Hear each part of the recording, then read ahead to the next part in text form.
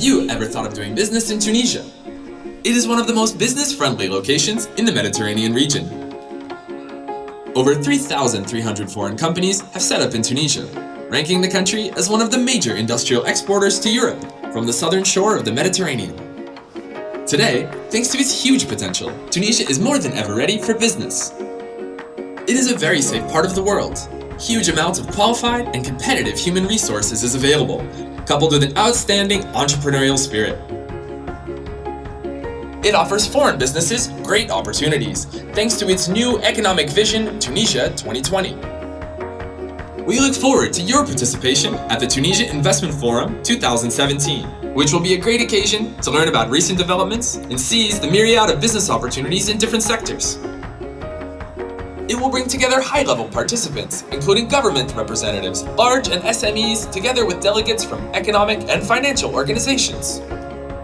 Attendees will be given the incredible chance to pre-arrange B2B meetings and networking sessions. It is a time of great opportunity.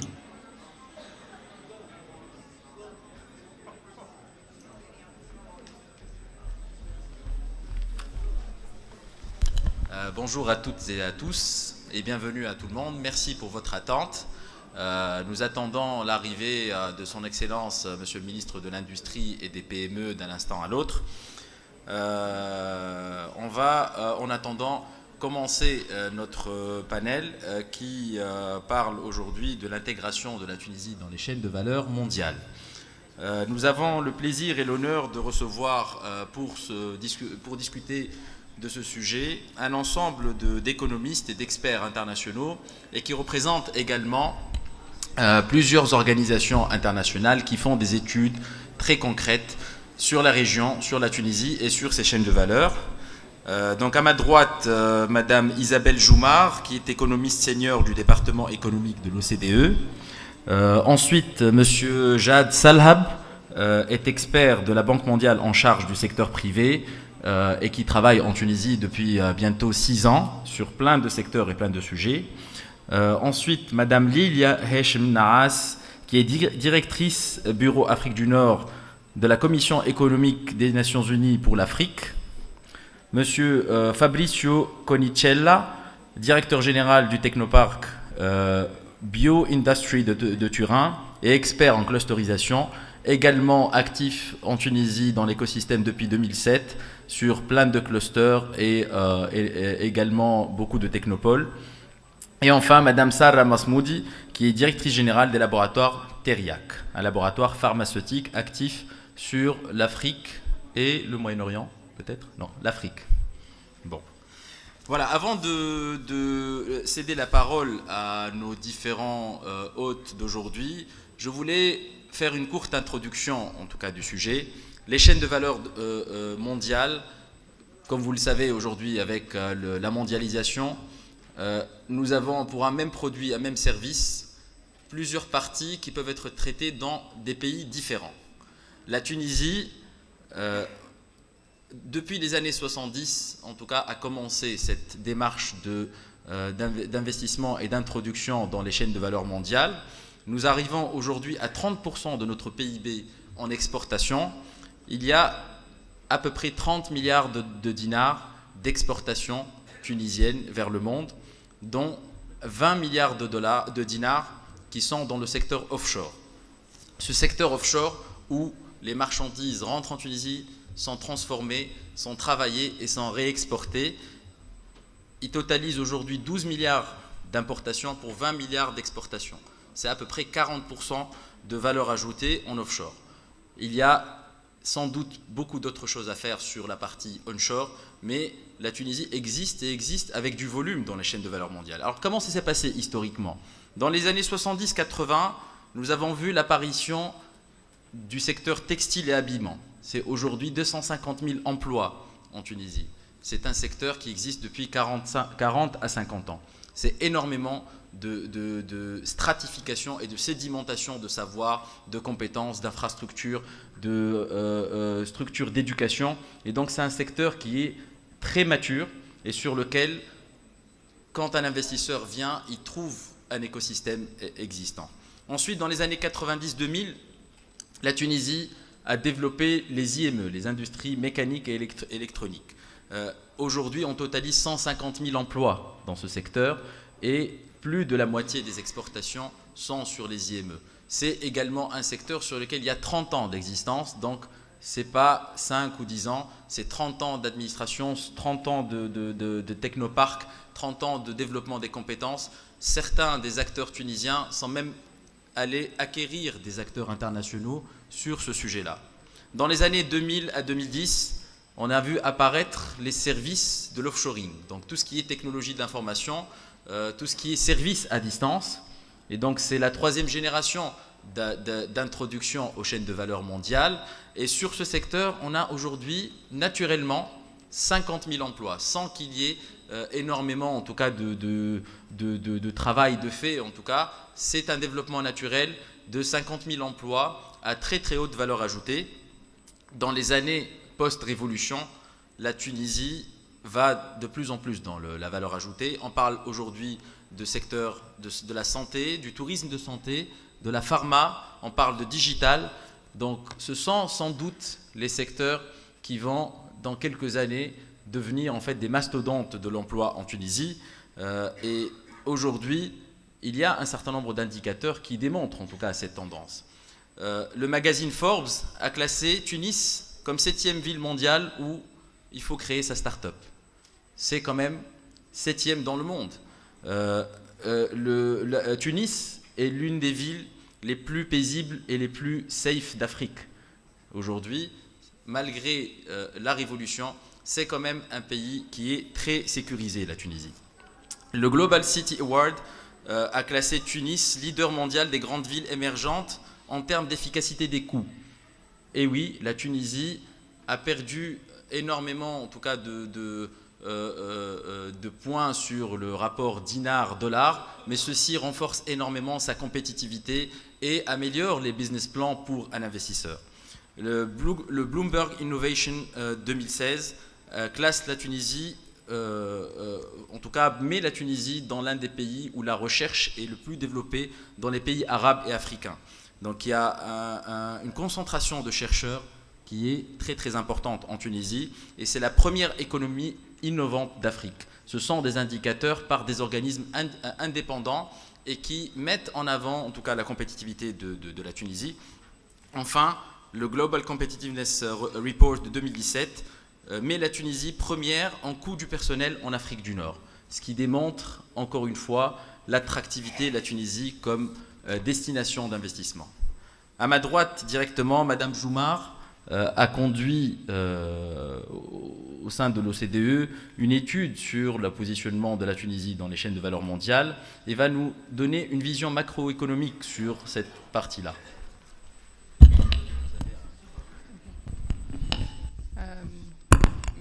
Merci.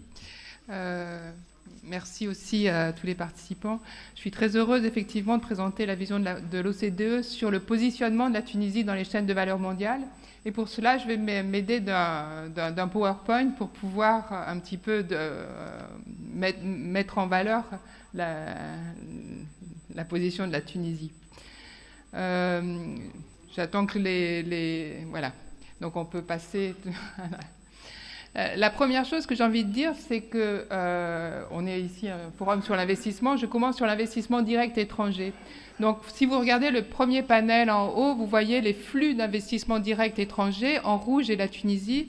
Et ce qu'on voit, c'est que finalement, les flux d'investissement direct étranger en Tunisie sont résilients.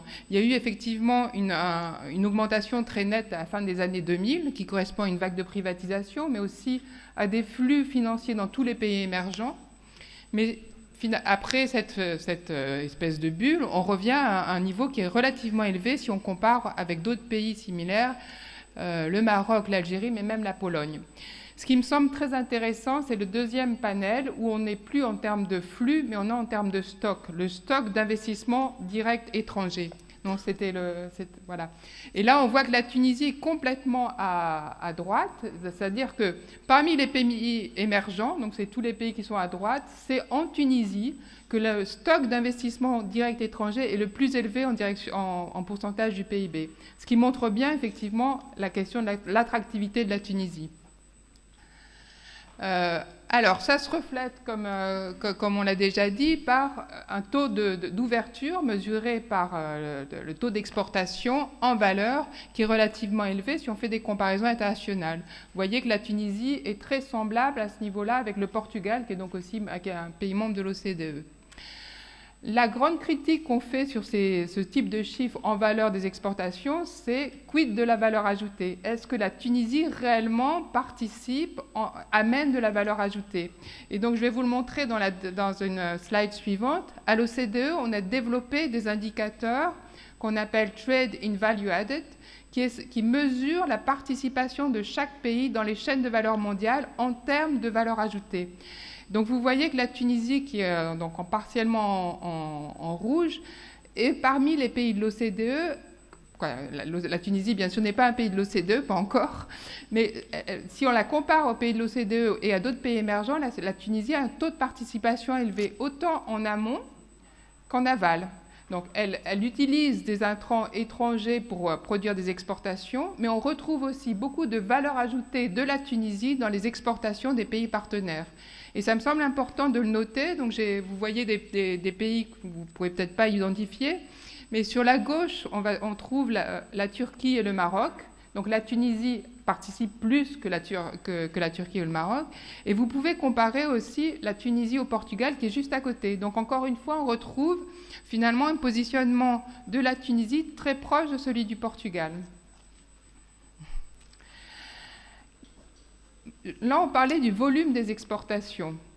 Il y a quelque chose qui va encore plus loin pour la Tunisie, c'est la diversification, le nombre de produits dans lesquels la Tunisie excelle. On appelle cela les avantages comparatifs révélés.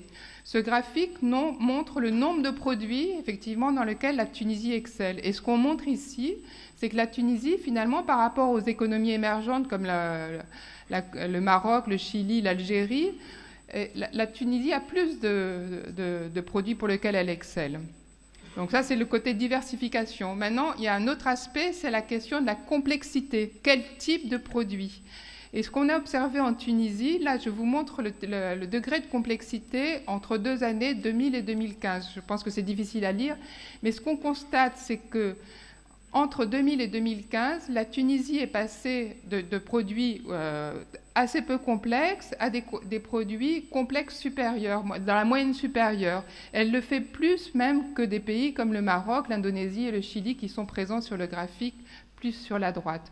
Donc ce qu'on conclut en fait en Tunisie, c'est qu'il y a une participation très active, beaucoup d'avantages. Nous accueillons Monsieur le Ministre. Allez-y, continuez. Marc Débic. Beaucoup de produits dans lesquels elle excelle, et les produits dans lesquels elle excelle, c'est des produits complexes. Et ça me permet de passer à un indicateur qui a été développé par une équipe de Harvard, qui, sur la base de cette sophistication des exportations, mesure le potentiel de croissance d'une économie. Donc on peut passer à la slide suivante. Et donc ce graphique vous montre par continent les potentiels de croissance mesurés sur la base de la sophistication des exportations et notamment de la participation dans les chaînes de valeur mondiale. Ce que ce graphique indique, c'est que finalement le taux de croissance pour 2025 est estimé sur cette base à près de 5%. Donc c'est énorme, c'est une des économies émergentes les plus rapides. Donc la question qu'on peut se poser, c'est comment mobiliser tout ce potentiel? Il y a un potentiel très important, comment le mobiliser? Excellent. Donc en résumé, on exporte autant que la moyenne des pays de l'OCDE. On a des produits qui sont de plus en plus complexes et de plus en plus sophistiqués, et ceci nous donne un potentiel de croissance très très très important. Tout à l'heure, vous me parliez également en fait de cette comparaison des pays en transition. Et je pense que j'aimerais bien en fait que vous nous en touchiez quelques mots. Alors c'était pas dans ma présentation, mais je vais vous le dire quand même rapidement. Effectivement, quand on vient en Tunisie, quand on entend la Tunisie, on a tendance à avoir une vision un petit peu négative en disant l'économie ne redémarre pas, l'économie ne redémarre pas. Et nous, à l'OCDE, donc, on a la chance de travailler avec plusieurs pays qui sont allés au travers d'un processus, une transition démocratique semblable finalement à celle qu'a connue la Tunisie. Je pense à l'Espagne, je pense au Portugal, je pense à la Pologne. Et ce qu'on sait de ces pays, c'est que les premières années sont toujours difficiles en termes d'économie. Pendant les 5 premières années, il y a toute la construction des institutions, toute l'incertitude finalement sur le remodelage, j'ai envie de dire, des institutions, et qu'il faut du temps pour qu'il y ait une reprise économique. Et c'est ce qu'on constate c'est ce qu'on a constaté dans ces pays, et que finalement la Tunisie a été plutôt résiliente en matière de reprise économique. Et puis souvent, en fait, les changements doivent s'opérer combien de temps après le début ? Alors, les changements, j'ai envie de dire, comment les changements s'opèrent, qu'est-ce qui se passe? C'est une reprise de l'investissement. Donc, effectivement, le thème de l'investissement de la conférence d'aujourd'hui, il est clé. Et en général, on observe une reprise de l'économie 5 à 6 ans après. Donc, pour conclure sur cette question, c'est très important, effectivement, de mettre en place les conditions de relance de l'investissement et de faire en sorte que cette relance de l'investissement, finalement, irrigue toute l'économie et, j'ai envie de dire, crée aussi suffisamment d'emplois, parce que ça me semble être quand même un enjeu majeur en Tunisie. Donc, globalement, la transition politique, c'est en ce moment, en fait, que les débuts des résultats ou des changements économiques pourraient démarrer. Il y a un grand potentiel de croissance à l'avenir. Donc, un message pour les investisseurs. Un message très positif, mais je vais prendre juste la dernière. Il y a d'autres slides. Je pense qu'en fait, on va retourner. Voilà, c'est là. Donc, en fait, quand on regarde le potentiel, on se dit il faut le mobiliser. Comment on le mobilise? Et alors, je n'irai pas parce que j'ai compris que je vais raccourcir un petit peu. Mais la première chose, c'est les restrictions à l'investissement direct. Et je félicite le gouvernement d'avoir mis en place la loi sur l'investissement, parce qu'on voit que ça change vraiment dans le benchmarking. Bon, les résultats sont dans la présentation qu'on pourra circuler, mais le positionnement de la Tunisie dans l'indicateur de l'OCDE de restriction des investissements réellement diminue. Il y a la question de facilitation du commerce, qui est aussi importante. On a encore à l'OCDE des indicateurs qui vous permettront de faire du benchmarking et de savoir là où il faut vraiment agir. Les questions de logistique, et j'ai envie de dire renforcer les liens entre un secteur offshore, comme vous l'avez mentionné, qui fonctionne de façon incroyablement performante, et le secteur onshore. Donc je m'arrêterai là. Voilà, merci beaucoup. À votre droite, Monsieur Salhab, qui est expert auprès de la Banque mondiale du développement du secteur privé. Ça fait 6 ans que vous travaillez en Tunisie sur une multitude de secteurs, une multitude d'industries. Aujourd'hui, la Banque mondiale a des investissements structurants dans certains secteurs, et il y a également un ensemble d'expériences qui ont été faites sur des secteurs émergents à introduire dans les chaînes de valeur mondiales. Comment vous pourriez nous donner en fait une vue générale sur ces investissements et votre apprentissage sur les différents secteurs sur lesquels la banque a travaillé sur les 6 dernières années en vue d'introduction dans les chaînes de valeur mondiales? Bon, d'abord, salut la présidente, monsieur le ministre, qui nous rejoint un peu tard. Je ne sais pas s'il y a les slides, voilà. Je pense qu'il y a une slide qui manque d'abord. En fait, je voudrais juste introduire par décrire si vous pouvez passer la slide. Je ne sais pas si... Bon, c'est pas la bonne version. Mais il y avait un travail que je voulais juste mettre en valeur. Ça fait, comme tu dis, Wissem, ça fait 5 ans, plus ou moins 5 ans et demi que je suis ici. On avait commencé depuis assez tôt, en 2013-2014, à travailler sur les dialogues publics-privés sectoriels. On s'était dit, il y a énormément à faire sur le côté horizontal, évidemment, l'amélioration du climat des affaires, mais il y a aussi beaucoup à faire secteur par secteur, essayer de voir comment est-ce qu'on peut améliorer les conditions des entreprises dans ces secteurs-là afin qu'ils puissent s'introduire dans les chaînes de valeur mondiale.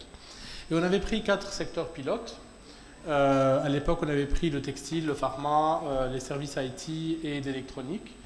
Et on a testé une nouvelle approche de dialogue public-privé, où on s'assied avec les acteurs privés et publics d'une chaîne de valeur ou d'un cluster, et on travaille à ce niveau micro pour essayer de dégager ce qu'il faudrait faire comme changement, que ce soit au niveau sectoriel, ou même quels sont les changements horizontaux d'infrastructures qui les affectent particulièrement plus que les autres. Comme ça, on peut informer la priorisation. C'est un travail qui a pris 2-3 ans. C'était assez entrepreneur de le faire à l'époque parce qu'il y a eu 5-6 changements de gouvernement. Donc, c'était pas du tout évident de pouvoir garantir une certaine continuité. La participation du secteur privé qui était intense, d'ailleurs, Madame Masmoudi qui est avec nous était une des actrices les plus engagées dans ce dialogue public-privé pharma, prenant un rôle de leadership assez important et qui fait que le secteur privé a porté cette initiative et a fait que la continuité s'est quand même produite malgré les changements de gouvernement. Ça nous a encouragé les résultats qui ont été faits dans ce dialogue public-privé. Certains étaient très performants, certains moins. On a appris des leçons de ce qui marche et ce qui ne marche pas. Mais ça a encouragé le développement des projets que vous voyez maintenant sur l'écran, qui sont 4 grands investissements faits par le gouvernement tunisien avec l'appui de la banque et le financement de la banque. Ces financements sont au total 350 millions de dollars. Il y a une concentration assez intéressante sur le nord-ouest et le centre-ouest parce que c'est des régions un peu défavorisées pour le moment et qui ont un grand potentiel de croissance et dans lequel on voudrait évidemment aider à investir. Les 4 projets sont, le premier que vous voyez en jaune est sur les exports, c'est à niveau national, c'est un appui au développement des exportations, c'est 50 millions de dollars, il y a beaucoup de composantes horizontales mais aussi certaines sectorielles. Il y a un projet sur les zones forestières au nord-ouest, le projet en vert qui développe les zones forestières et les produits forestiers et les chaînes de valeur basées sur les produits forestiers comme le romarin, mais même aussi comme l'huile d'olive. Le projet jeunesse, emploi des jeunes qui est sur le gouvernorat en rouge, qui porte sur les chaînes de valeur aussi, entre autres, qui vont employer des jeunes vulnérables ou des jeunes ou des femmes vulnérables dans ces régions-là. Donc c'est des chaînes de valeur intensives en main-d'œuvre. Et le 4e projet, c'est le projet d'irrigation intensive. Donc c'est là où on va essayer de voir comment est-ce qu'on peut valoriser plus les produits qui utilisent l'eau, par exemple la tomate, les produits maraîchers, le citrus, et voir comment est-ce qu'on peut orienter ces productions-là vers des marchés à plus haute valeur ajoutée pour mieux valoriser l'eau qu'on utilise. Donc vous avez 4 projets, chacun a beaucoup de composantes générales, mais dans chacun il y a une composante particulière qui traite le développement des chaînes de valeur, à chaque fois pour l'objectif du privé. Donc 20 chaînes de valeur irrigation, chaîne de valeur emploi jeune, chaîne de valeur produits forestiers ou chaîne de valeur exportatrice, par exemple le tourisme médical ou l'électronique. Donc ces 4 projets-là, si vous pouvez passer de slide s'il vous plaît. Voilà. Donc certains traitent des aspects horizontaux, comme j'ai dit, le PDE3 va essayer par exemple d'investir dans l'amélioration de la performance du port de Radès, et ça fait des investissements horizontaux qui touchent tout le monde. Par exemple, le financement de Smart Gate va essayer de réduire les délais d'attente des camions au port de Radès de 4 heures à 20 minutes sur les 5 ans prochains. Il y a un investissement sur les terminals, le TOS, c'est un système informatique qui va maximiser le stockage au port de Radès, et donc au lieu de pouvoir stocker 320 000 containers, on va essayer de monter à 450 000, donc c'est une augmentation de 50% pratiquement de la performance de stockage, aussi sur 5 ans hein, évidemment. Et ensuite il y a des composantes qui traitent le préfinancement, le produit d'Amen Finance notamment, Madame Chapchoub est parmi nous, c'est un produit qui garantit l'accès au financement pour les entreprises exportatrices, et il y a l'ambition de toucher environ 250 millions de dollars d'exportation financées par ce fonds de garantie. Donc ça, c'est le type de mesures qui sont dans les projets, qui sont horizontales, qui touchent tout le monde. Ensuite, il y a les aspects sectoriels. Donc voilà, si vous pouvez passer de slide encore une fois, s'il vous plaît. Voilà, donc les 4 projets, comme j'ai dit, partagent cette approche de développement de chaîne de valeur. Il y aura une seule plateforme, une équipe commune, composée par un groupement d'intérêt économique conjoint, donc une association conjointe de la part du CEPEX, de l'API, de l'APIA, de l'ITI, l'instance tunisienne de l'investissement, et les agences régionales de développement ODNO et ODCO. Ils vont créer une équipe commune conjointe pour qu'elle soit plus efficace, qu'elle amène un package intégré de services sur toute la chaîne de valeur, que ce soit l'agriculture, la transformation ou la commercialisation. Et cette équipe commune aura les budgets les nécessaires pour pouvoir fonctionner. Next. Elle pourra identifier les plans d'investissement pour développer chaque chaîne de valeur, identifier des réformes par chaîne de valeur, comme par exemple l'huile d'olive, le textile ou les artisanats, ou même les produits par exemple comme la tomate ou maraîchère d'export. Mais il y aura aussi les fonds d'investissement, donc 90 millions de dollars, pour pouvoir suivre directement avec l'investissement nécessaire. Dans ces fonds d'investissement, on peut financer des infrastructures communes aux services, par exemple les exportateurs de maraîchères, s'ils ont besoin de services de chaîne de froid, c'est commun. Mais il y a aussi un budget qui est un cofinancement pour encourager le privé à prendre le risque et à s'investir sur des nouvelles chaînes ou le développement vers une chaîne qui a de plus valeur ajoutée. On va dire, voilà, agriculteur ou un PME X qui s'intéresse à aller vers cette nouvelle direction, plus de valeur ajoutée, si elle met un montant, on va cofinancer, on va donner une subvention de contrepartie pour l'encourager à y aller, pour minimiser la perception du risque, pour qu'elle y aille et pour qu'on puisse aider ce secteur productif à virer vers les chaînes de valeur à plus haute valeur ajoutée en incitant le risque. Voilà, donc je termine sur cette slide qui dit que voilà, vous aurez des produits comme électronique, l'huile d'olive, huile essentielle, artisanat ou tomates. Il y a beaucoup de bénéficiaires, mais le but en fin de compte est d'avoir un impact intégré. C'est du développement durable, c'est du développement, pardon, next slide, développement durable, développement régional, c'est de la balance commerciale, c'est de l'export et de l'amélioration de la balance commerciale, et c'est de la création d'emplois. Donc c'est des projets qui convergent sur ces points complémentaires. Merci beaucoup. Alors comment on peut bénéficier de toutes ces aides? Est-ce que la plateforme existe déjà? À partir de quand on peut aller et bénéficier en fait de tout ce qui est mis en place dans cette plateforme? Okay. Et puis deuxième question aussi, quel est l'impact attendu en chiffres? Donc, il y a les différents projets, donc laissez-moi répondre à la première question d'abord. L'effet d'annonce, c'est difficile de le faire. Je vais peut-être laisser la parole. Tu peux nous faire une faveur. Donc, voilà, donc ça, beaucoup vouloir avancer. Évidemment, du moins, l'appel d'offres pour l'entreprise qui va aider à mettre en place, à faire des travaux de développement, donc l'engagement des entreprises et l'accompagnement des entreprises sur les aspects que j'ai mentionnés, va être lancé la semaine prochaine. Et donc, on est vraiment, la machine est en cours de lancement. Maintenant, l'officialisation de l'association entre les entreprises, je ne vais pas m'annoncer maintenant, mais c'est dans les semaines qui viennent. Et donc, c'est vraiment imminent comme machine qui va commencer à tourner, on espère très bientôt.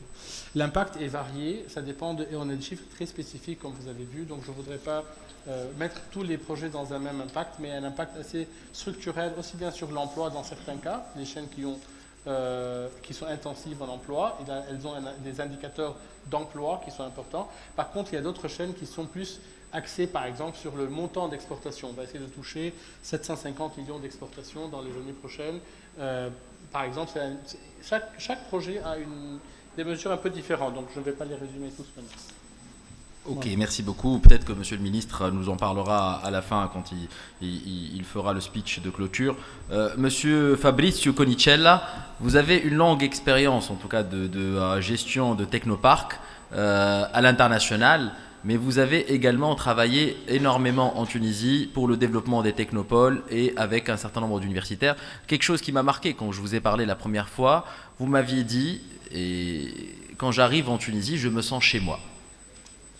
Oui, les aspects culturels sont très importants dans l'attraction d'investissement. En effet, les investissements vont où ils sont mieux traités. Ce n'est pas simplement une question d'argent, ce n'est pas simplement une question de règles. Il y a une question d'écosystème sociologique, laisse-moi dire. Quand on a commencé à discuter sur la problématique des investissements en Tunisie, j'avais pensé de cibler la discussion et l'analyse sur quels sont les moyens pour la Tunisie pour être plus attractif au-delà des lois, des règles et de l'argent. Et je suis retourné à l'université. Je pensais encore une fois au modèle de développement territorial qui était lié à l'attraction d'investissement. Et il y en a deux. Il y a deux archétypes économiques. Le premier, c'est le pôle de croissance. C'était un économiste français, Pérou, qui avait identifié ce modèle comme un modèle d'attraction d'activité qui était basé sur la présence de grandes usines. C'est un modèle qui est en crise, il est très faible, il est critiqué partout dans le monde car c'est un modèle qui n'a pas de racines. Les usines vont où ils sont mieux traités, donc le jour qu'il y a un coût de travail plus bas dans un autre pays, ils bougent. Il y a un deuxième modèle, un autre archétype, qui c'est le modèle de l'industrie industrielle. La chaîne des PME qui travaillent de la matière première jusqu'au produit qui devient un facteur attractif à niveau territorial. Et il est le modèle qui a permis à l'Italie dans les années 60 une croissance très importante avec la présence des entreprises lourdes, l'automobile par exemple. Mais aussi le district industriel, il est un modèle qui a des problématiques qui peuvent influencer l'attraction d'investissement. Et ce sont des problématiques qui touchent la Tunisie. La première problématique, c'est la globalisation de l'économie. Il y a une opportunité, mais il y a aussi un risque. On a vu les analyses de l'OECD. Les pays changent dans le temps. Ce n'est pas simplement la statistique d'une année. Il faut comprendre qu'il y a des dynamiques à l'international qui peuvent changer aussi, d'un point de vue dramatique, les conditions globales. La géopolitique, il est un autre facteur. On a évoqué la sécurité comme un des éléments qui vont caractériser la Tunisie. Il est vrai, et il est un facteur attractif. Il y a des problématiques technologiques, les produits changent. Le district industriel était conçu, était basé sur des produits où il y avait un très haut niveau de créativité, mais en général, il y avait seulement des technologies, des processus. Les produits finaux étaient à moyen ou très bas niveau technologique. Là, il y a un élément sur lequel on doit réfléchir. La Tunisie peut jouer un rôle, mais aussi sur des produits à très haute valeur ajoutée. On l'a vu dans les données de l'OECD une autre fois. Et il y a des changements sociologiques et démographiques partout dans le monde. On a évoqué le tourisme sanitaire, un autre secteur où il est possible d'attirer des investissements. Il est clair que le district industriel, comment il s'est développé en Italie, ce n'est pas un modèle qui peut être employé en Tunisie comme il est. On doit le changer, l'adapter, et on doit aussi considérer que d'un point de vue stratégique, il faut avoir un portefeuille d'investissement étranger. On ne peut pas cibler seulement sur des secteurs où il y a des avantages comparatifs en termes de coûts. Le coût de travail en Tunisie a des avantages comparatifs vis-à-vis de l'Europe, avec une force de travail qui est très intéressante. Il est un force de travail qui a un certain degré d'éducation, qui est flexible, qui parle 2-3 langues, donc qui peuvent être insérés dans des usines internationales. Mais il faut gérer un portefeuille d'investissement où aussi les activités à moyenne ou haute technologie font partie du portefeuille. Et là, il y a la raison car en Tunisie, mais partout dans le monde, on a vu la création de quelques éléments de changement. On appelle technopole, on appelle cluster, on appelle réseau valeur, on a des différents modes d'appeler. Car ces genres d'activités sont importants pour l'attraction d'investissement. Ils peuvent être le pont entre la tradition de l'industrie et les nouvelles technologies. Et ils peuvent être le point d'arrivée des entreprises étrangères qui vont chercher des éléments de différenciation sur les produits. Donc, ils ne veulent pas seulement chercher le coût de travail, il est important, les coûts sont toujours importants, mais ils vont chercher quelque chose qui va accroître la compétitivité en général de l'entreprise qui fait l'investissement. Et c'est là la raison par laquelle il faut penser que la Tunisie a des atouts pas seulement pour le niveau coût ou pour le niveau sécurité.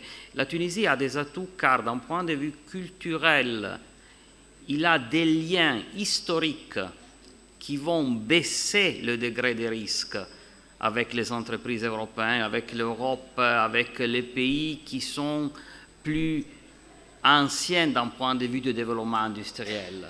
Au contraire, la Tunisie a un deuxième atout qui est très intéressant et un point d'entrée pour l'Afrique et pour les pays arabes, pour les entreprises. Et là, il y a un potentiel qui n'a pas encore été considéré par les entreprises. Et il est un potentiel qui, en perspective stratégique, peut être l'élément de décision et de changement. En effet, il y a des marchés qui ne sont pas encore touchés. Enfin, je travaille en Tunisie depuis le 2007-2008, surtout sur les secteurs innovants. J'avais commencé à travailler avec un centre de recherche à Sfax, le CBS. J'ai travaillé avec 4 technopoles, 5 technopoles en réalité. J'ai travaillé avec des universités. Ce que j'ai appris, c'est qu'il y a un engagement des différents éléments de la société qui est très fort. Il y a des avantages qui sont des avantages économiques, mais aussi des avantages culturels. Il y a un avantage géographique qu'on doit considérer et il y a aussi un avantage dans le sens qu'il y a une vision de développement. Il faut construire sur ces avantages. On doit changer les rues, on doit rendre la situation en Tunisie plus intéressante d'un point de vue de loi, de financement, mais on doit aussi renforcer tous les atouts qui ne sont pas économiques ou juridiques pour l'investissement. Autrefois, il y a un risque, et je vais retourner au début de mon intervention. Le risque est que le jour qu'il y a une place où les investissements sont mieux traités, les investissements bougent. On doit créer des racines qui vont fidéliser l'investisseur au-delà des facteurs coûts ou des facteurs loi. Quelles sont ces racines, justement? Sûrement, il y a une racine culturelle. On avait dit au téléphone que la Tunisie pouvait être le pays de l'Europe plus à sud ou le pays de l'Afrique plus à nord. On dit la même chose pour l'Italie. On dit de l'Italie que c'est le pays le plus à sud d'Europe ou le pays de l'Afrique plus à nord. En effet, Italie et Tunisie vont partager cette situation. Ils sont un pont. La première fois que j'ai visité la Tunisie, c'était plus de 15 ans. Il y a plus de 15 ans, j'avais rencontré un vieux pêcheur. J'étais voisin Hammamet. Et il m'avait dit qu'il était habitué, quand il était jeune, il était enfant, à rencontrer les pêcheurs siciliens à la moitié de mer. Et ils se parlaient, ils se considéraient partie de même communauté, qui c'était la communauté des pêcheurs. Mais là, il y a l'atout de la Tunisie. C'est le seul pays dans le nord de l'Afrique qui a ce genre de lien culturel qui vient vraiment de passer. Et il est un avantage, il est un atout qu'on doit employer, sans oublier que c'est aussi un pays arabe, un pays islamique. Ils sont des valeurs qui sont très importantes et qui doivent aussi être considérées. Mais si on est capable à faire le puzzle, à mettre ensemble tous ces différents éléments, la Tunisie peut être très attractive pour les investisseurs étrangers et pas seulement pour les investisseurs dans le secteur plus traditionnel. Et là, il y a la suggestion de considérer un portefeuille d'attraction investissement qui est un petit peu plus large, qui va considérer aussi le côté services innovants, qui va considérer le côté haute technologie, car là, on ira jouer pas le futur Proximus, mais le futur long terme de la bassinée de la Méditerranée. Merci beaucoup. En tout cas, ça nous fait rêver et ça nous donne un positionnement clair. Vous avez parlé justement dans votre intervention de ces échanges que fait la Tunisie dans sa région, dans sa sous-région. Et Madame Heshim Naas, qui est directrice du bureau Afrique du Nord, Commission économique des Nations Unies pour l'Afrique, va nous parler un peu de cette étude que les Nations Unies ou le CEA a fait sur ce rôle que joue la Tunisie dans sa sous-région.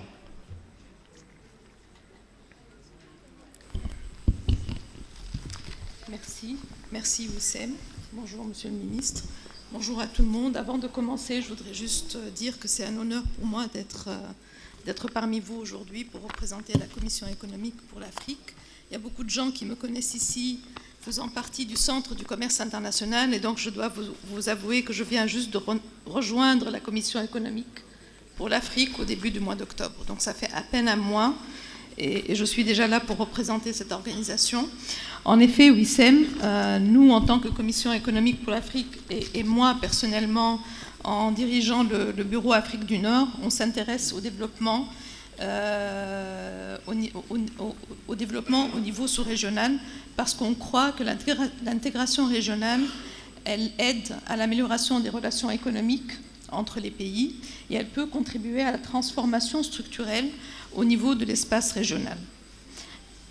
Bien que par rapport à l'Afrique du Nord, en fait, je vais spécifiquement parler de l'Afrique du Nord, bien qu'on décrit l'espace Afrique du Nord comme une économie, une zone économique naturelle, donc avec une continuité au niveau géographique, avec une population, avec un revenu moyen à peu près de 5 000 $, une population de 230 millions d'habitants, une infrastructure appréciable, le commerce intra-Afrique du Nord reste bien en deçà de son potentiel.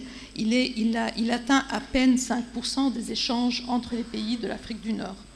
Mais ce qu'on a constaté dans notre analyse, c'est que la Tunisie est le pays le plus performant en fait, au niveau de l'Afrique du Nord, parce que l'échange intra-régional atteint à peu près 10% des échanges de la Tunisie. Et en fait, la CEA a développé un indice africain d'intégration régionale, un nouvel indice africain d'intégration régionale. Et selon le profil régional qui a été fait, on constate que la Tunisie est la plus performante en termes d'intégration régionale. Elle atteint un indice de 97%. Elle est suivie par le Maroc avec 80%. Pardon, c'est pas 97%, c'est un indice de 0,97%. Elle est suivie par le Maroc avec un indice de 0,80, la Libye de 0,75 et l'Algérie de 0,64. Cette performance, elle se traduit aussi bien en termes d'importation intra-régionale de biens, qui représente 3,5% du PIB de la Tunisie, que des exportations intra-régionales de biens. En allant un peu plus loin et en analysant cette performance, on se rend compte qu'avec le tissu productif qui existe dans la région Afrique du Nord, il y a plusieurs secteurs qui sont porteurs d'un potentiel important pour le développement de ces chaînes de valeur au niveau régional et qui permettraient, comme vous l'avez dit, Fabrizio, d'exploiter des atouts qui sont uniques à la Tunisie, de par sa position géographique, de par sa proximité vers l'Europe, mais aussi vers l'Afrique. Parmi les secteurs que nous avons identifiés, il y a le textile et habillement, on a déjà parlé, l'industrie automobile, industrie électrique, électronique, l'approvisionnement énergétique, les énergies renouvelables, le développement des services de TIC, ainsi que le développement d'industries agroalimentaires. Donc, pour pouvoir exploiter justement ce potentiel et ces atouts, nous pensons au niveau de la CEA qu'il faudrait que la Tunisie regarde la possibilité de favoriser la mise en place de plateformes industrielles et logistiques régionales qui pourraient encourager cette intégration et encourager la coproduction. La coproduction de biens pour obtenir une plus grande valeur ajoutée. Je vais vous donner un exemple, par exemple, dans le secteur automobile, qui est tiré principalement par l'assemblage et le câblage. Il prête à une meilleure coopération entre la Tunisie, le Maroc et l'Égypte pour tirer profit, par exemple, des accords d'Agadir et arriver à une plus grande valeur ajoutée locale qui nous donne un meilleur accès au marché européen. Et nous pensons que les pays de la région ne sont pas suffisamment en train d'exploiter ces accords commerciaux et ces avantages qui leur donnent un accès qui est favorable par rapport à d'autres pays d'autres régions, en fait, hein, pas de la sous-région. Voilà, c'est de la coopération sud-sud au niveau de l'Afrique du Nord en elle-même. Mais il y a deux facteurs essentiels pour qu'on arrive à créer ces plateformes régionales d'intégration. Un, c'est de regarder au niveau des investissements comment on peut encourager l'investissement au niveau de la sous-région. On se rend compte qu'il y a beaucoup d'investissements qui vont vers les pays d'Afrique subsaharienne, qui vont vers d'autres régions faits par nos propres pays en Afrique du Nord. Mais il y a très peu d'investissements intra-régionaux qui vont d'un pays à l'autre en Afrique du Nord. Et donc peut-être regarder dans le cadre institutionnel et dans le cadre réglementaire comment encourager plus ce genre d'investissement, parce que les retombées en termes d'ouverture, les retombées en termes d'opportunités vont être positives aussi bien pour la Tunisie que pour les autres pays de la sous-région. Et ça nous donne accès à un marché qui est beaucoup plus grand que le marché local. Et c'est un marché qui est facile d'accès, parce que c'est un marché régional, il est juste à proximité. Les coûts seront moindres pour accéder à ce marché. L'autre aspect et l'autre atout auquel il faut prêter attention, c'est aussi de lever les obstacles au commerce entre les pays. Nous parlions tout à l'heure de certaines mesures ad hoc qui sont prises par certains pays pour arrêter les importations ou pour arrêter les exportations. C'est une perspective à très court terme. À plus long terme, si on garde nos frontières ouvertes, si on favorise cette intégration régionale, ça ne peut qu'être bénéfique pour tous les pays de la région. Si on regarde le marché comme un marché de 230 millions d'habitants, au lieu de le regarder comme un marché de 11 millions d'habitants, c'est évident qu'on a beaucoup à gagner en fait à être beaucoup plus intégré et à amener cette transformation structurelle. Et on sait combien, quelle priorité est donnée à la création d'emplois et la création d'opportunités pour les jeunes dans notre région. Donc juste pour finir, je voudrais dire que cette coopération sectorielle, un autre avantage de notre région, c'est qu'elle peut bénéficier de l'expérience du secteur financier, le secteur banquier notamment, au niveau régional, pour fluidifier les flux et faciliter les échanges. On a plusieurs institutions financières qui existent dans plusieurs pays de la région, et c'est un élément important pour faciliter le flux commercial.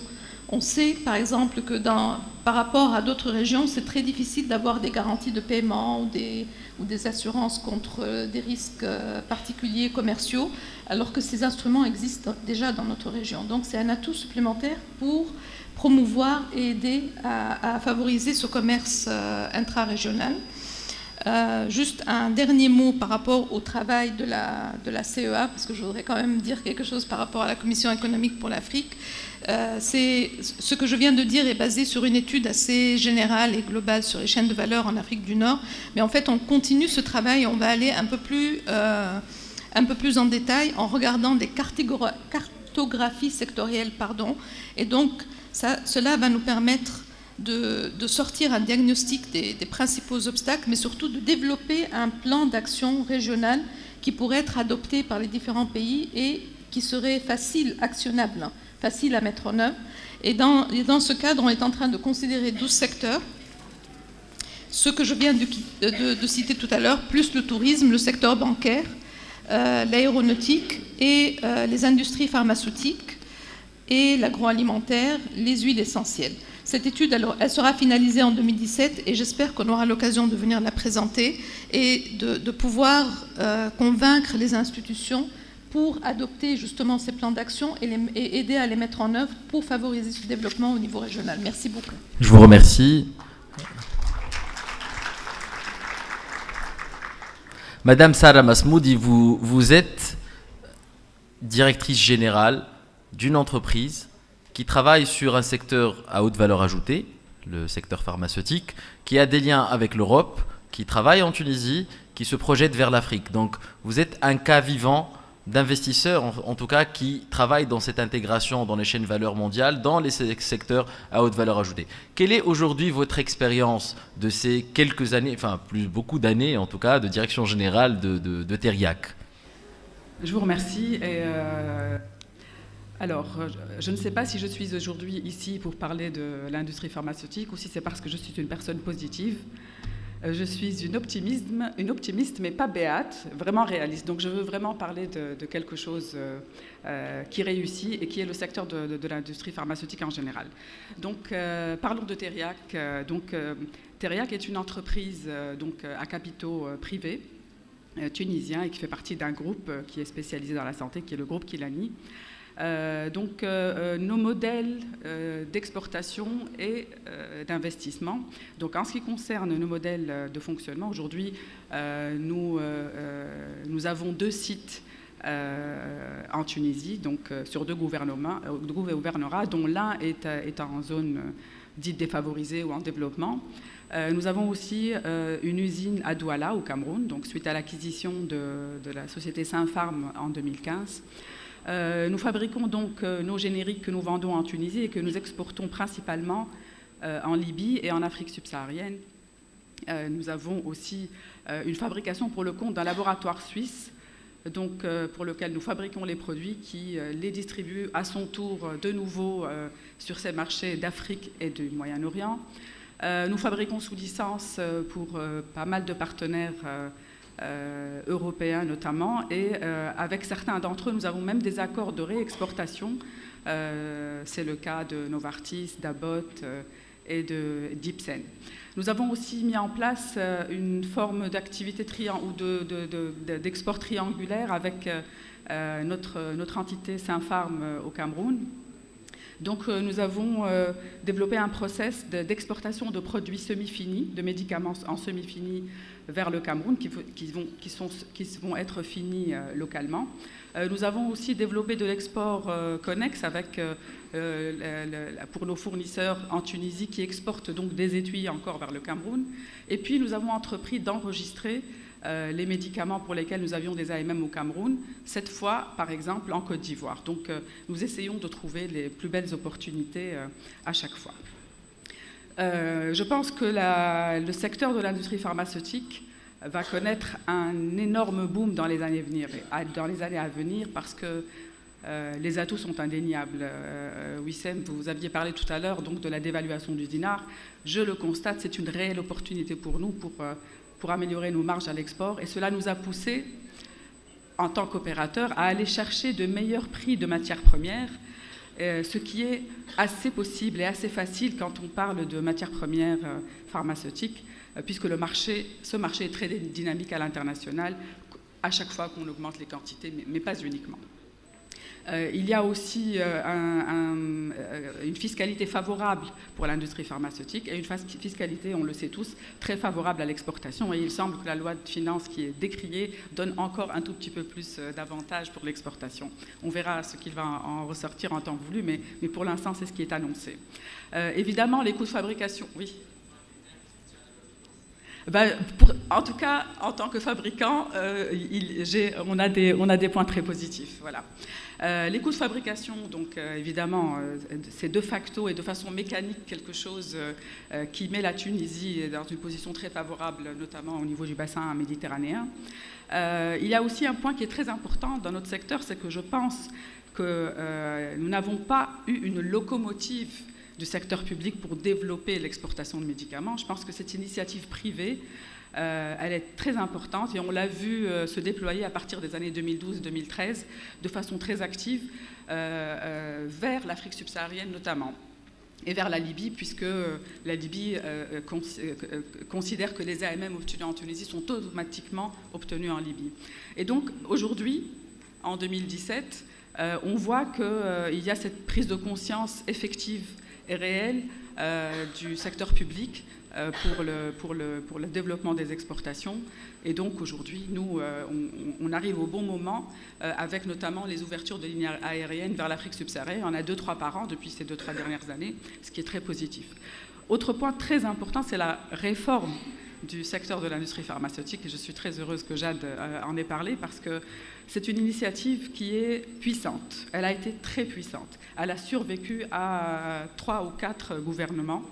Et aujourd'hui, très concrètement, nous avons un premier acquis qui est la réduction drastique des délais d'obtention d'AMM. Nous en étions arrivés à 3-4 années. Aujourd'hui, on arrive à avoir des dossiers qui sont évalués en moins de 12 mois.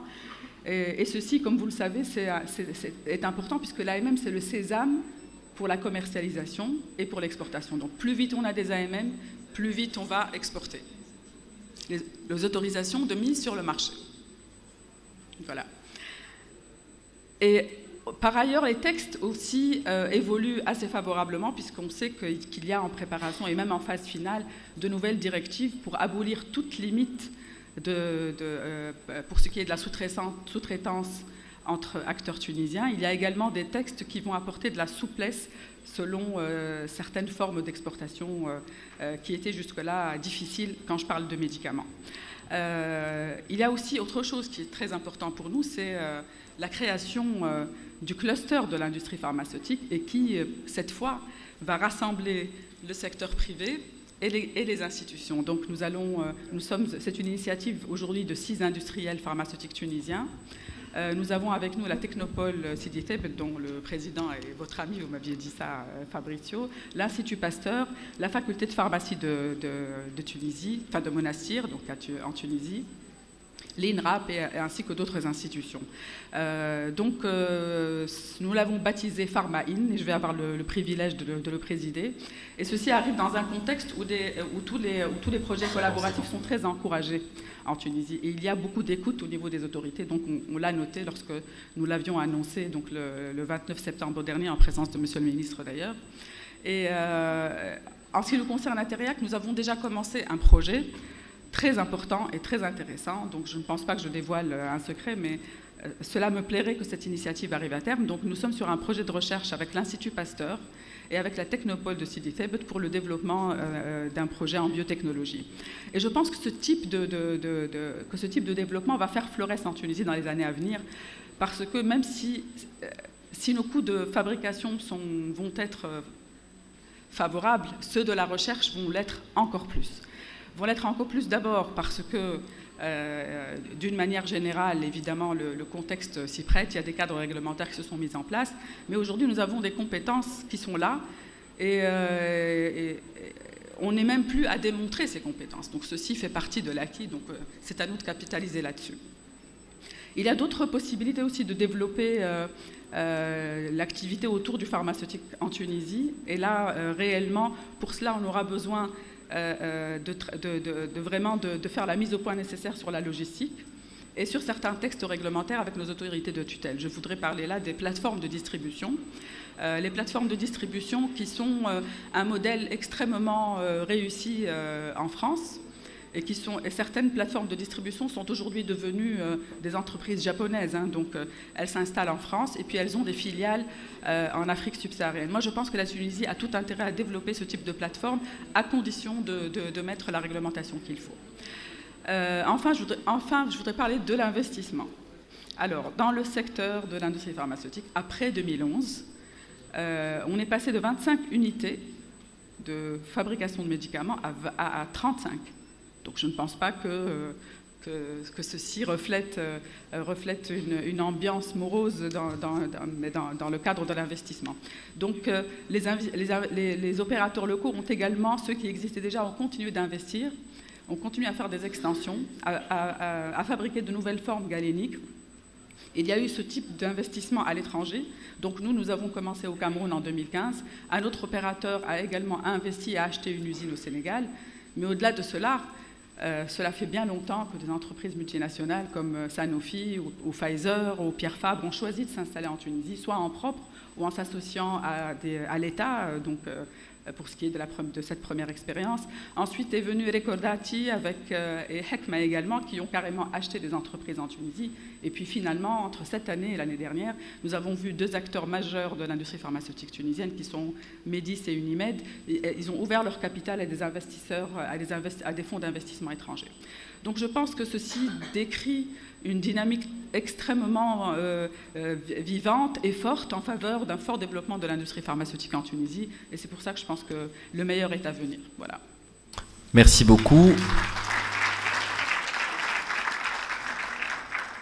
À nouveau, je souhaite la bienvenue à votre Excellence, Monsieur le ministre de l'Industrie et des PME, Ahmed El Hamemi.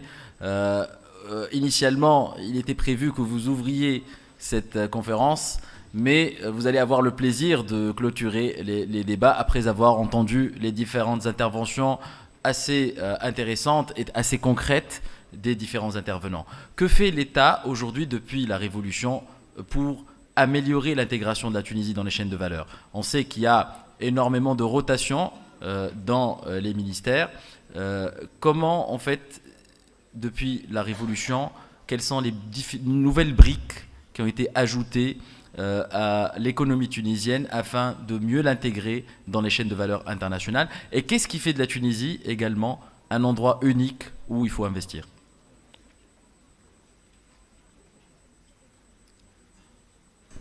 Merci Wissem. Donc effectivement c'est un plaisir. Oui, c'est celui-là. On vous entend, hein, Monsieur le ministre. Bon, peut-être... c'est bon. Pour la Tunisie, l'avantage primordial, c'est son positionnement géostratégique. Et ça, c'est un facteur depuis l'existence de ce pays. On a une position au centre de la Méditerranée. On est à mi-chemin entre le sud et le nord. On est au portail de l'Afrique et c'était toujours un pays open. On a donc cette dimension arabe, cette dimension islamique. Au sud de la Méditerranée qui était toujours pour la Tunisie un lien et non une séparation. Et qu'aujourd'hui, peut-être, il faut décaler la Méditerranée au Sahara occidental. C'est un intérêt commun, win-win, entre l'Europe et la Tunisie. Ça primo. Secondo, vous avez utilisé cet événement historique de la Révolution. Pour la Révolution, c'était une rupture en matière politique. Mais ça n'a pas été et ça ne devra pas être sur le plan économique et de développement et d'investissement. Et d'ailleurs, actuellement, pour ce gouvernement, comme pour... oui, c'était quand même un effort au niveau de tous les gouvernements qui se sont succédés depuis 2011. Une réflexion dans la continuité, en particulier à partir de 2016, puisqu'actuellement on a un plan quinquennal. Un plan quinquennal et les orientations d'investissement, le raisonnement pour les secteurs porteurs, les réflexions pour même les secteurs sinistrés, qui sont tous... étaient à l'origine des secteurs de l'économie de base de la Tunisie depuis l'indépendance, que ce soit pour les textiles à habillement, pour les cuirs et chaussures, pour tout ce qui est mécanique. Ce sont des secteurs encore, même aujourd'hui, des secteurs auxquels il y a des opportunités, étant des secteurs de création de la richesse et de valeur ajoutée et de création d'emplois. Les secteurs nouveaux d'aujourd'hui, en particulier le secteur automobile, l'aéronautique et l'industrie pharmaceutique, actuellement, ils bénéficient d'un intérêt de haut niveau pour nos choix et nos planifications.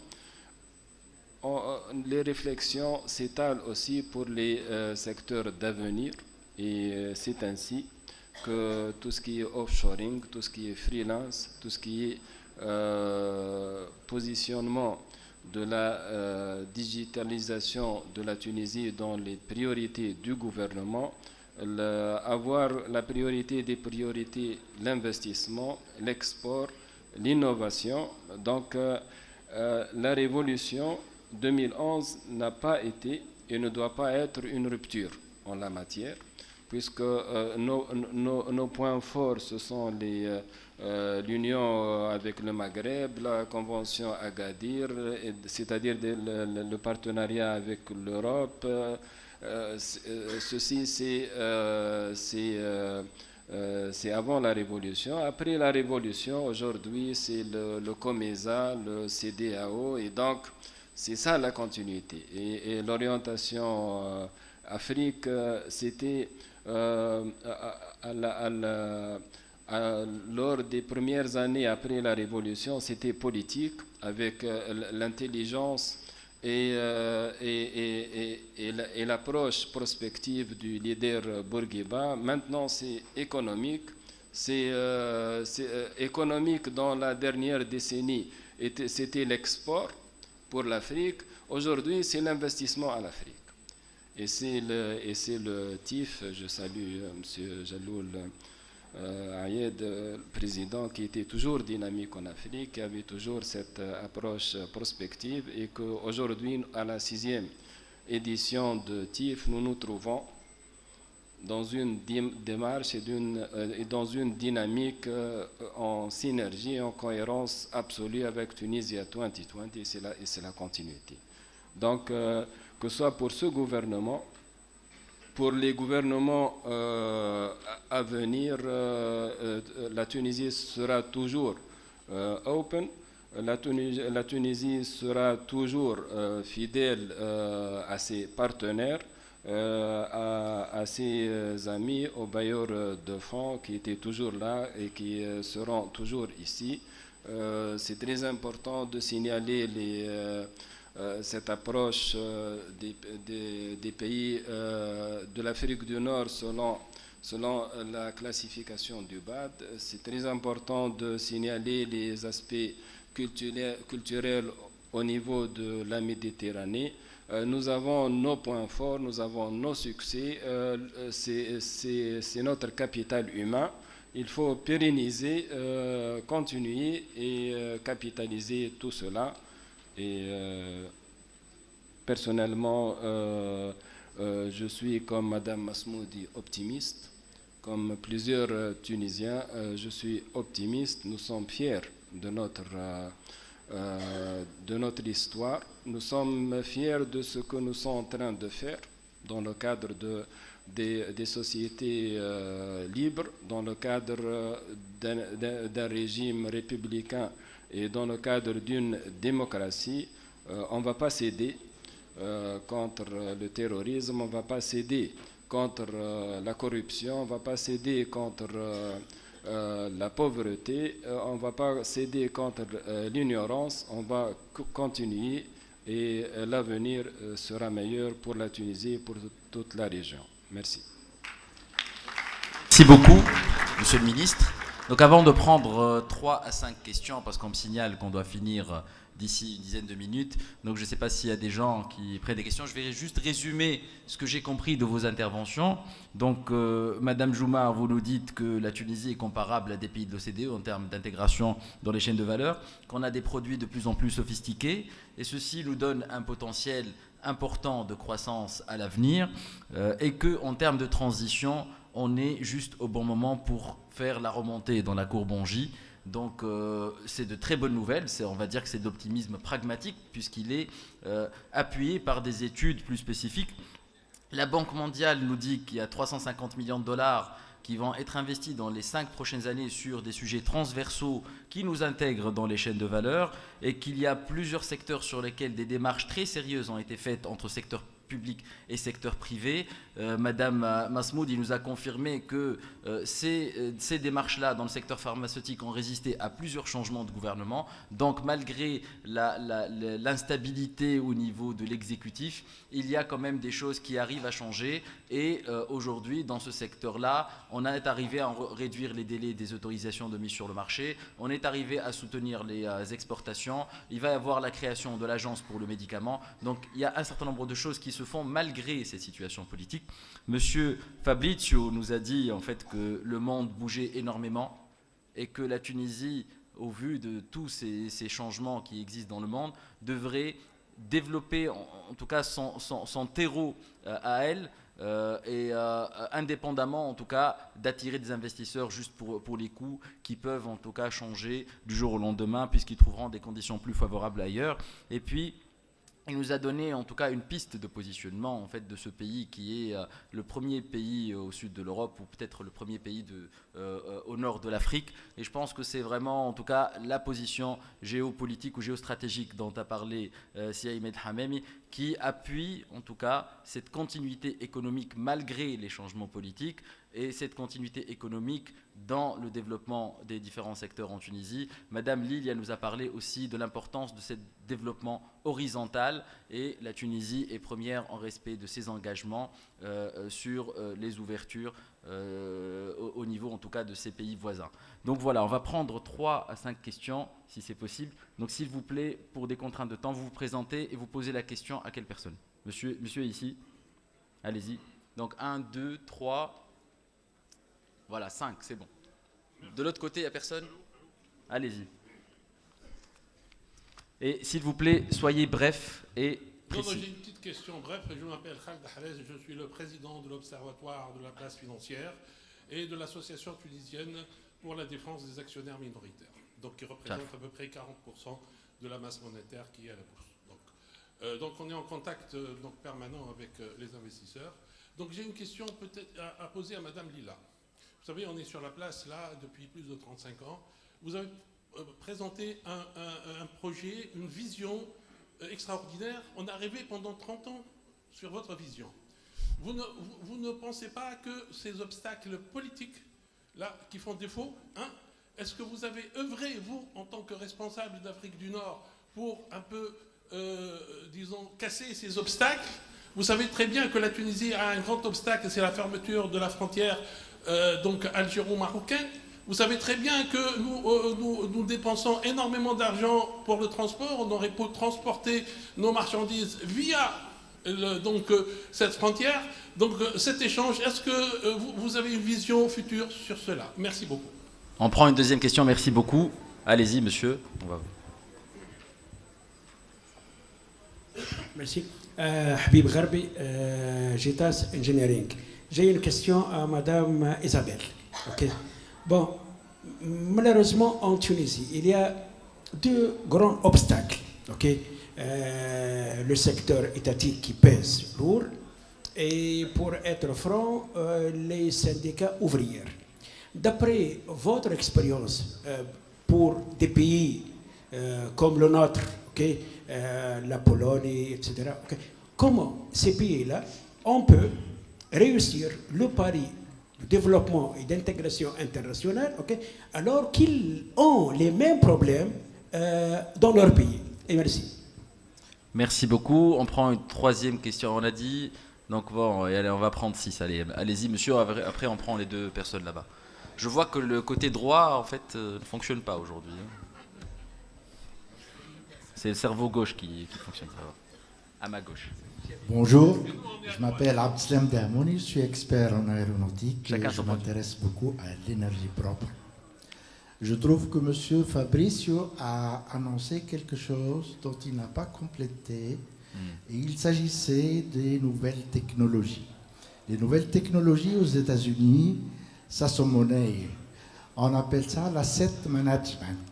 Dès qu'il y a une nouvelle technologie, il y a une société qui se construit, 20% pour les actionnaires et 80% l'État décide à ce que les banques participent. Je vous remercie. C'est quoi votre question? Ma question, à quand le gouvernement tunisien puisse prendre la décision de croire à la technologie qui sera enregistrée aux États-Unis et dans le monde entier? Qu'est-ce qu'il faut faire de plus pour un Tunisien? Rien d'autre que son gouvernement accepte de payer les 80%, comme ça se passe aux États-Unis. Et sachez que à chaque fois qu'il y a innovation, il y a création d'emplois. Et ce sont les innovations qui créent les emplois. Aux États-Unis, 38% des jobs sont créés par les innovations. Et je vous remercie. Donc, merci beaucoup. Donc j'imagine que vous l'adressez à Monsieur le Ministre. Ok. Personne à droite, toujours? Oui, السلامة التدبر في تونس نتكلم بالعربي كانت صفة. توجه بالشكر لكل الأخوة الحاضرين والسادة اللي جاونا في مخصص المنتدى هذا. أقدم نفسي محجوب عمار رئيس مدير عام شركة خاصة. توجه بالسؤال بصفة خاصة للسيد وزير الصناعة سي عماد الهماني. نرى سي عماد خممتوش في المؤسسات الصغرى والمتوسطة شنو اللي حضرتوا لهم على خاطر ماشيين اون ديفيكولتي كبيرة برشا وما عادش نجموا يقاوموا. خممتوش في البنوك باش نعاون هالمؤسسات بشوية. خممتوش في السينسيس باش تنقص شوية ضغط. خممتوش في الجبال باش نقص شوية ضغط على المؤسسات الصغرى والمتوسطة. الكبار لاباس مازالوا شادين روحهم، اما بالنسبة للمؤسسات الصغار نشوف فيهم ونلاحظ فيهم وانا واحد منهم باش نمشي ضحية في الملف هذا. وشكرا. شكرا ليك. Donc c'est une question sur qu'est-ce qui est prévu pour les petites et très petites et moyennes entreprises, c'est ça? Ok, je pense que si Ahmed va nous répondre là-dessus, Qanoun Malé, allez-y. Donc une dernière question, ensuite on prend les réponses et je vais vous libérer. C'est une question pour Madame Mousmadi. Je m'appelle François Couture, je suis du Canada. On est présentement ici en démarchage d'investissement. On voit la Tunisie en tant qu'effectivement un hub. On aimerait évidemment trouver des partenaires dans le secteur biopharmaceutique. et pouvoir déployer une technologie innovante qu'on a mis. Au Canada, on a mis sur pied les superclusters dans 5 secteurs ou 5 filières industrielles. Le monde du pharmaceutique qui fait partie. Je voulais savoir de votre part si vous pensez que c'est possible aujourd'hui en Tunisie, dans votre pôle de compétitivité, de faire des collaborations à l'international aussi entre les clusters ici et les clusters, par exemple, au Canada. Merci beaucoup. Je vais donner la parole arbitrairement à Madame Joumar parce qu'elle doit partir, elle a un avion, pour répondre à la question qui lui a été adressée. Comment réussir malgré les obstacles administratifs et syndicaux?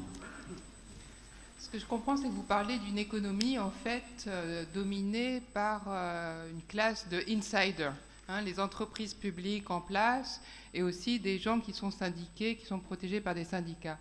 Alors déjà, je me permets de dire que je suis française, donc je connais aussi ce problème. Je suis aussi une spécialiste de l'Inde, donc on retrouve cette problématique dans plusieurs pays. Je pense qu'il faut l'aborder vraiment aussi en termes... en fait, souvent, ces entreprises et les gens qui sont couverts par les syndicats sont des gens qui sont protégés. Et l'objectif, souvent, dans la pensée collective, c'est que c'est une protection contre les inégalités. Tous les travaux qu'on fait à l'OCDE montrent souvent qu'en fait, ce genre de protection renforce les inégalités entre les gens qui sont protégés et les gens qui ne le sont pas.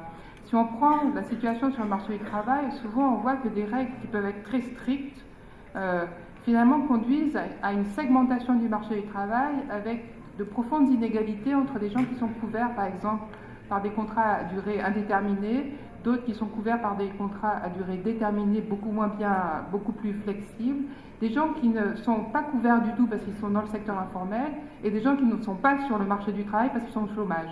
Donc je pense que je crois qu'il y a vraiment une prise de conscience collective finalement des règles qui sont des règles qu'on a héritées du passé, qui sont là pour protéger des intérêts, mais finalement qui souvent se traduisent par une aggravation des inégalités. Donc je pense que c'est vraiment une prise de conscience collective, une meilleure compréhension entre tous les acteurs qui est importante pour redéfinir les institutions qui seraient les plus légitimes pour tous, j'ai envie de dire. Madame Ali, ça fait à peine un mois que vous êtes donc au bureau d'Afrique du Nord et la question qui est adressée, qu'est-ce qui a été fait sur les 20-30 dernières années pour au niveau politique, enlever les obstacles? Ou peut-être, quelles sont les perspectives? Parce que vous venez d'arriver. Oui. Merci beaucoup. Merci pour la question qui, effectivement, dure depuis très longtemps et qui revient toujours sur les devants de la scène, j'allais dire. J'ai été confrontée à cette problématique spécifiquement le jour où je suis arrivée à la Commission économique pour l'Afrique. En tant qu'organisation des Nations Unies, je dois vous avouer que on essaye de minimiser les obstacles politiques, mais nous ne travaillons pas directement sur les questions politiques parce que nous sommes une commission économique et notre préoccupation, c'est le développement économique. Je vais mettre mon autre casquette que j'ai gardée depuis plusieurs années, qui est celle d'être staff du Centre du commerce international.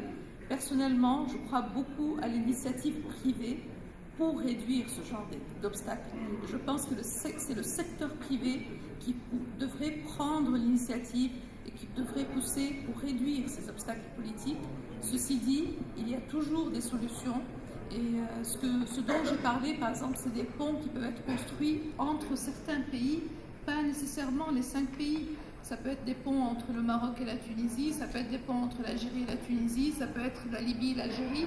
Ça dépend des secteurs, ça dépend des opportunités, mais je pense qu'il faut prendre conscience que le développement au niveau de la sous-région est important pour chaque pays individuellement et pour la sous-région. Ça nous éviterait beaucoup de problèmes au niveau développement social, ça nous éviterait beaucoup de problèmes au niveau des différences politiques, au niveau des jeunes qui sont en train de fuir notre région. Et ça peut être pris en morceaux. On n'a pas besoin d'une solution globale au niveau de la sous-région. On peut le faire par petits morceaux Et chaque petit morceau va arriver à une solution politique plus globale au niveau de la sous-région.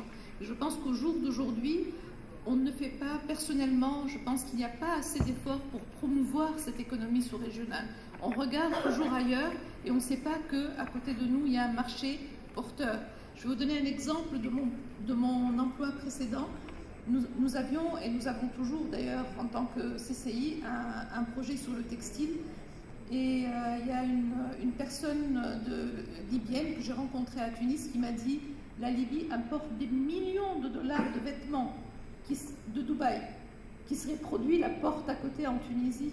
Et personne n'a exploité cette opportunité. » C'est ce genre d'exemple et ce genre d'opportunité que moi, en tant qu'aujourd'hui Commission économique pour l'Afrique, je souhaiterais qu'on puisse voir ensemble et voir comment on peut les exploiter et comment on peut les utiliser et en créer des cas de succès en fait pour notre sous-région parce qu'elle est très riche en ressources humaines, en ressources naturelles, en capacités et je pense qu'on a tout à gagner à mieux les exploiter et à mieux les utiliser pour nous-mêmes déjà avant d'aller d'ailleurs vers d'autres régions et d'aller vers l'Afrique subsaharienne pour qui on peut servir de modèle en fait sur certaines de ces thématiques. Merci beaucoup. Merci beaucoup. Madame Masmoudi, quelles sont les possibilités de collaboration alors justement avec les clusters peut-être canadiens?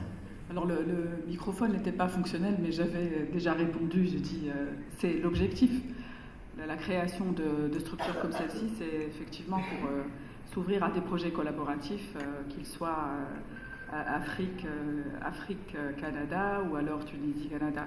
D'ailleurs, je voudrais parler très brièvement donc d'une initiative en cours, puisque très rapidement, depuis qu'on a annoncé ce cluster Pharma Tunisie, donc PharmaIn, nous sommes en train de travailler sur un cluster méditerranéen pour les biomédicaments. Donc ceci est une initiative en cours, on verra si nous arrivons à la clôturer. Voilà.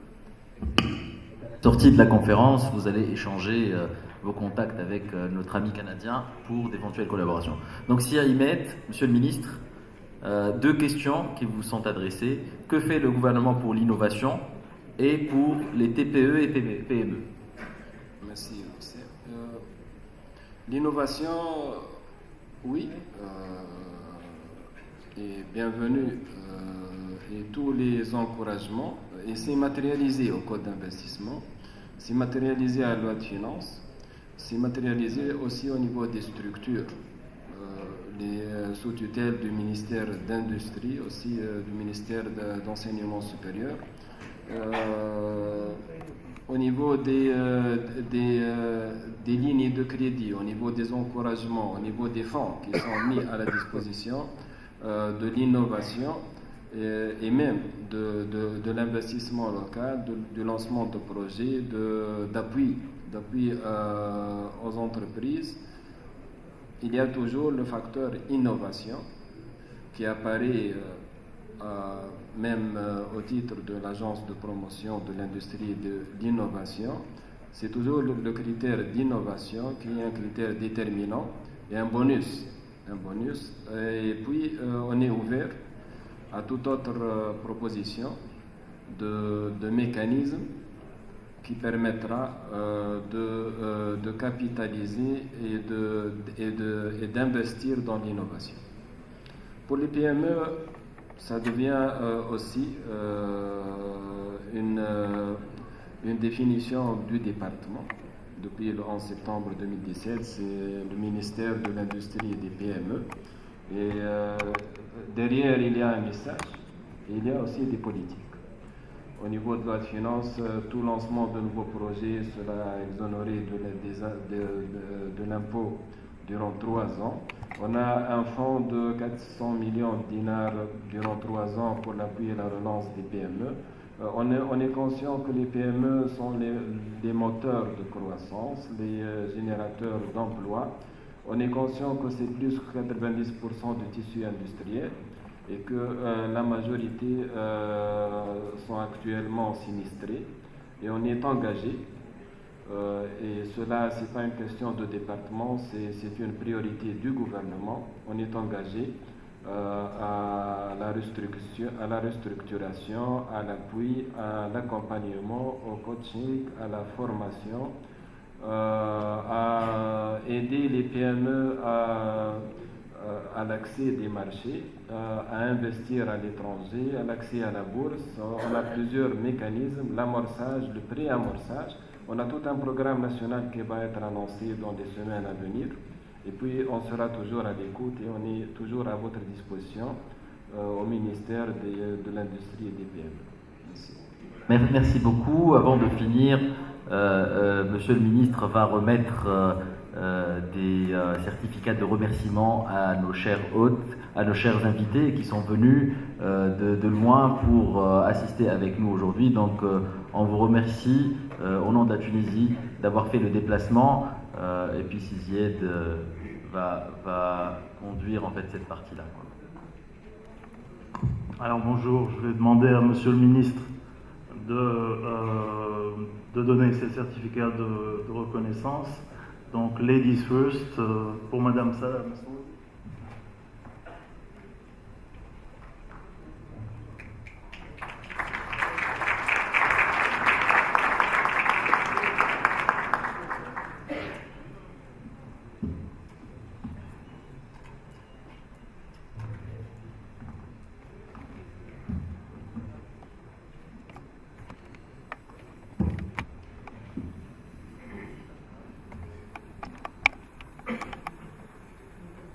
Madame Isabelle Jouma.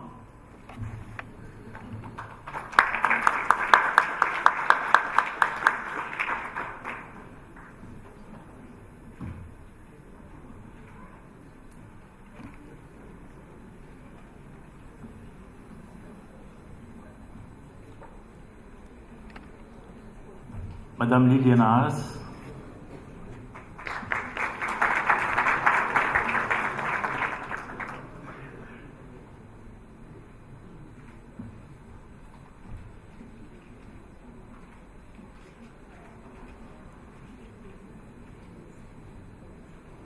Monsieur Fabrizio Conicella.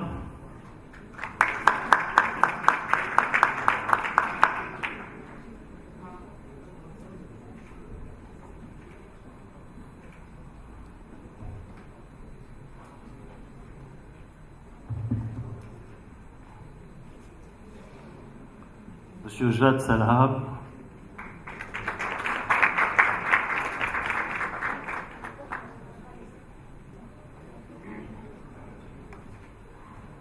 Et même OISEM aura son certificat.